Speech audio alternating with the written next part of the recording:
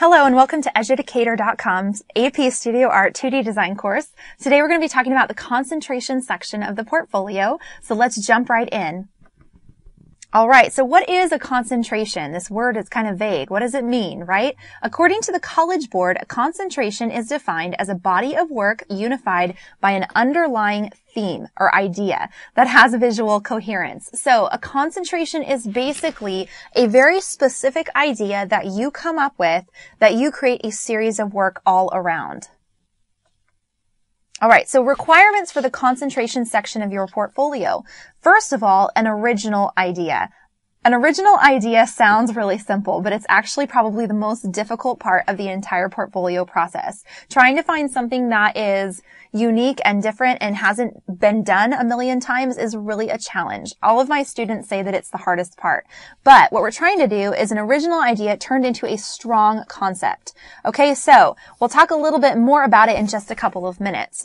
In addition to that original idea, what you're going to do with that idea is you're going to transfer it into 12 pieces. Now, 12 pieces can and often should include multiple images. So what I mean by 12 pieces or 12 photographs are 12 finished pieces that might have more than one photo as that piece. And I'll show you some examples shortly.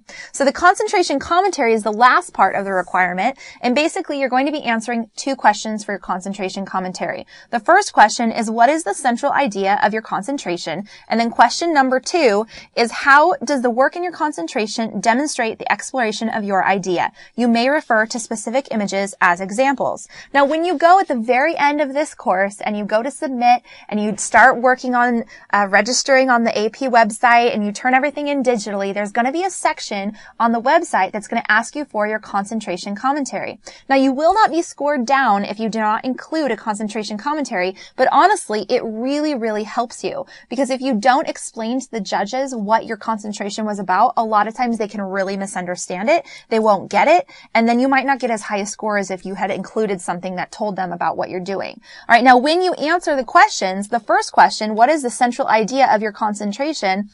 It's important that you don't get too wordy. I would limit it to no more than 3 sentences, and you can even be really simple. The central idea of my concentration is blah, blah, blah, blah, blah, and that is fine. It doesn't have to go on and on and on. In fact, in question number 2, how does the work in your concentration demonstrate the exploration of your idea? That is where you're going to get more specific. That is where you're going to fine-tune and explain yourself a little bit more. And then even then, in addition, you're also going to elaborate by specifically talking about specific images that you have finished. So don't worry too much about the concentration commentary yet. That's something that you're going to fill out when you go to turn in your portfolio at the end of the course. Later on in, April, you'll probably be doing this. So make sure, don't stress, but just kind of have in the back of your mind that you are going to have to write something about your concentration topic.